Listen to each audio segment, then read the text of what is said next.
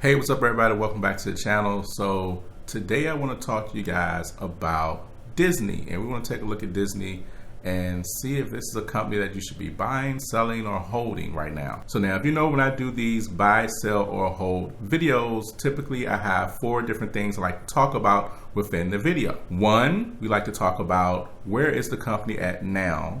2, I want to talk about where is the company headed. 3, also there's a learning moment from this. What can we learn from this particular stock and this current situation? And number 4, what do you think about it? Well, I'd like to hear from you in the comments. So guys, be sure to like and subscribe. As everyone says, it helps out the YouTube algorithm, and we definitely appreciate your support. So now, without further ado, let's hop on the computer. All right, guys, so today what I'm going to do is I'm going to cheat a little bit. So we're just going to go to CNBC, where they recently were just talking about Disney and its earnings, which was about a week ago. I love the way these headlines are. These headlines are so spooked with so much, clickbait. Disney reports 58% dropping in operating income from parks and cruises, its worst hit segment. Of course, any place that, except for like maybe Walmart and the grocery stores, that requires people to come in has taken a hit for the most part, like these amusement parks across the board. However, they don't tell you about how Disney's income went up in other places. But anyway, so here, basically, you can see Disney was, definitely affected recently with everything that's happened. Of course, I mean, who isn't, But here's the crazy things: they actually beat the expectations from all the analysts, that I don't even know why that even matters nowadays, because who cares what the analysts think, right? But here you can see their revenue was actually $18 billion. So that doesn't look bad. $18 billion is, 999 million, 999 million dollars, like 18, 19 times. Yeah, I mean, y'all know what I'm saying. So that's still that's still a lot of income. So, but the thing that I want you guys to see here was, now crazy now, the company has furloughed about 100,000 employees as it suffers from shutdowns in parks. And that's a significant amount of people. However, most of those people are probably being able to collect some unemployment right now, etc. And then, we're not too sure exactly how Disney probably helped them out. But here's what I want to show you guys is how they fared through the whole process. So here you can see where their revenue segments and how it's increased through time through, this second quarter here. You can see here where direct to consumer is up significantly. You can see studio entertainment is up, media networks are up, as well as parks. The experience in consumer products, it's down right now. Of course it is. So here you can see media networks. This is what I was looking for. It's 7.6 billion. It's up 28%. All right, this is the breakdown from their earnings from this recent quarter. So then you can see the parks, they're down 10%. Their studio entertainment is up 18%. The direct to consumer and international, it's up more than 100%. So even though they have one segment where their parks are down, you can see here everything else is up. You can see that the physical aspect, it's gone, but the digital aspect of being able to stream as well as to buy things and, just products and things like that has went up. You gotta think, because, we've been having some fun while we're quarantined. So, people have been doing themed birthday parties where they're at home on Zoom and people riding up, just all types of different things that you can see. Also right here, you can see where they're talking about Netflix versus Disney. And you can see where Disney, their subscribers have been growing pretty significant. So the earnings reports has cited 33.5 million subscribers for Disney Plus as of March 28th. So that means 33.5 million accounts have been opened as of March 28th. And the reason is basically because of, what's going on right now. They said the company announced that the product has reached 54.5 million subscribers as of May 4th. So I think that's pretty significant. I'm going to talk about the streaming a little bit and what Disney probably could do in the future if we never got this quarantine, like the next 6 months. That still may be able to bring some entertainment to people. So let's take a look at Disney And let's take a look at their stock and see, where they are, how they've been doing over the last couple months through all this. Their stock price, which is probably down.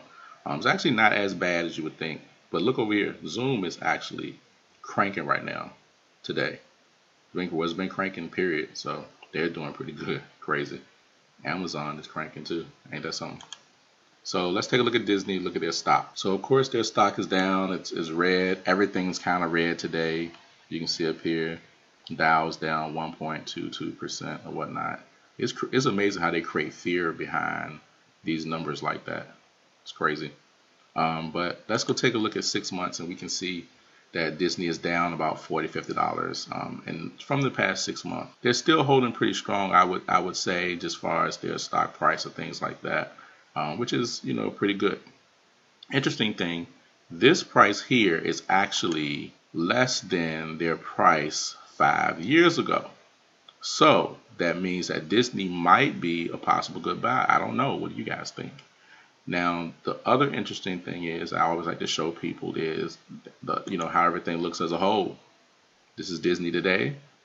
This is Disney back in the 60s, 10 cents. You can see back here in the 90s, it's $8. The early 2000s, it's $28. So you can see that Disney has significantly risen, through time.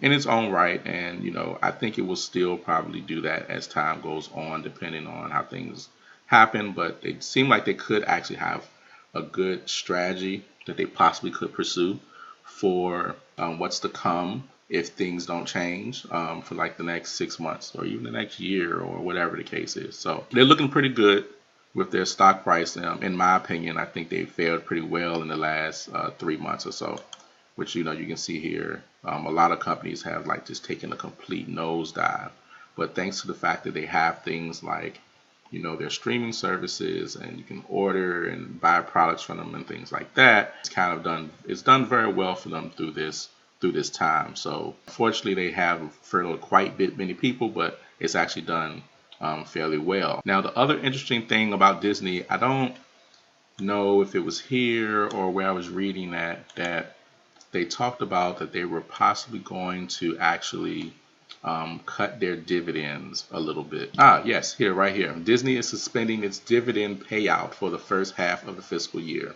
And so we see a lot of companies do that. The dividends is what they pay out to people who owns shares. And so if they keep that, then that helps them to be able to, maybe pay more people or do more things, or just save more money versus pay it out to those who are owning the stock. Now, of course, as an investor, you hate to see people cut their dividend ever, but given the situation, quite many companies are doing that right now. So it's understandable, but it just sucks for those of us that are holding shares because, we want our dividends.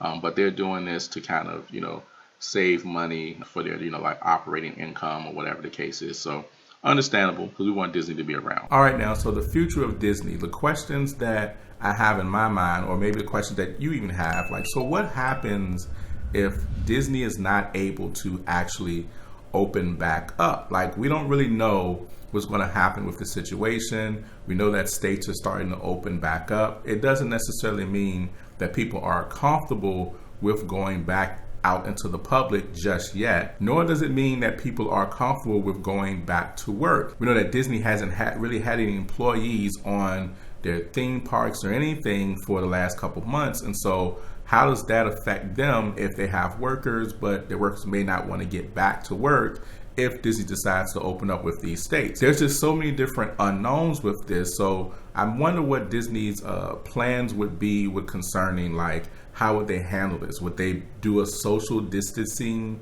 type of theme park, which I don't even know if that's possible? Or would they maybe open up their nature area? I know a lot of zoos are open right now that you can actually drive through and you can actually still see animals, but it's only drive through. I do think Disney is thinking about the future and how could they continue to grow as a business. As you see, they really haven't lost a lot of money as it seems, because they've only had one category where they lost money, but every other category is up. So the future of theme parks and the future of entertainment in that way, we're just not too sure how that's going to happen. Now, for example, Disney, they produce movies, will they start to maybe show some of these movies that were supposed to come out, like with Marvel and things like that, where they start to show them through their streaming apps, but it may have an additional price attached to it. Even if you have it, it may be something where you pay, maybe $5 or $6 extra for the movie.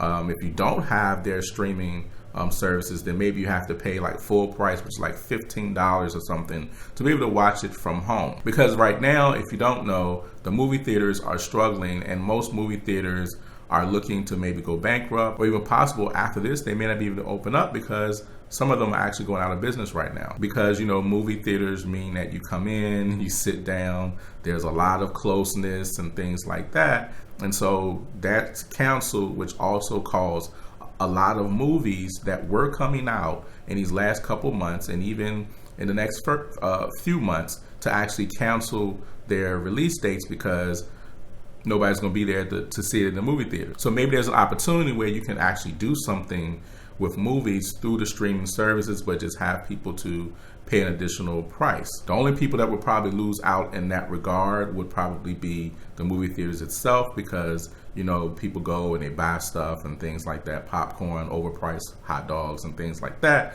So now, there's the opportunity where maybe you could start releasing movies at home. And that's determined more so off of whatever happens through this entire situation, because the truth is, we really don't know. There's a lot of speculation of this, that, and the other. Numbers are wrong, how the media handled it.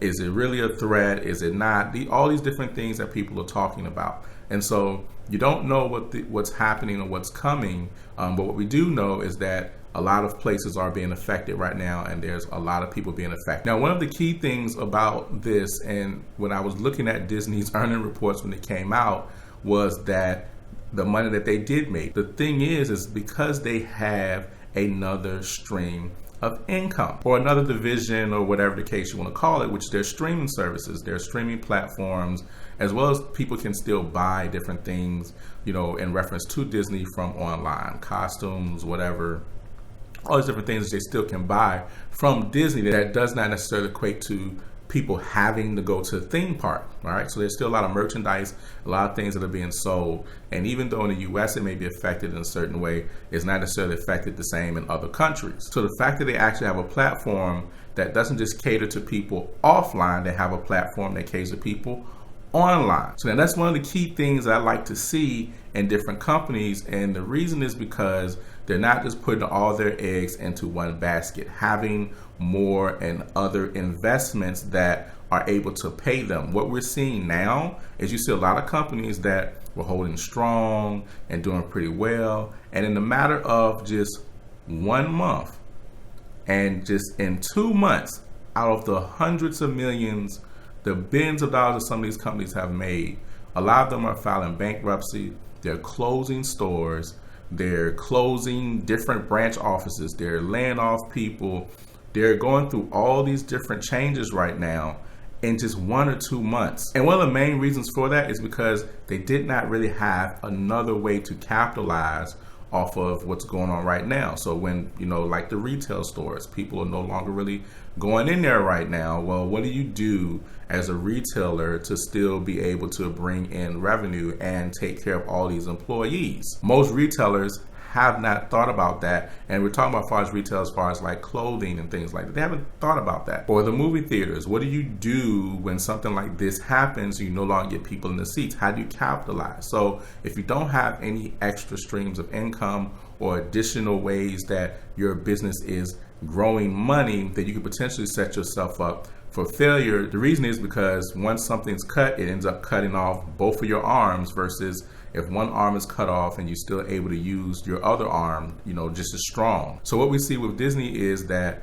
even though people are not being able to go to their theme parks, they're still being able to make a significant amount of money because they have other avenues. So for companies like that, you can see that has been a smart move for them during this time to where they're still able to thrive and be successful and not necessarily lay off every single person that works for them. Another prime example is you see Uber, yes, they're laying people off, and that's sad to hear. In the same instance, they do have another platform outside of just the driving where you can actually do deliveries, Uber Eats, and now they're looking to try to buy Grubhub, which is very interesting. But through that, you still see that they're able to generate some type of income. So being diverse as a business matters, and that's something that we learned from Disney in this buy, sell, or hold segment. So Disney's actually a pretty good stock for me because I own it for my kids. I have no problem with it. It gets my kids a little bit more engaged because they're like, oh, I want to invest in,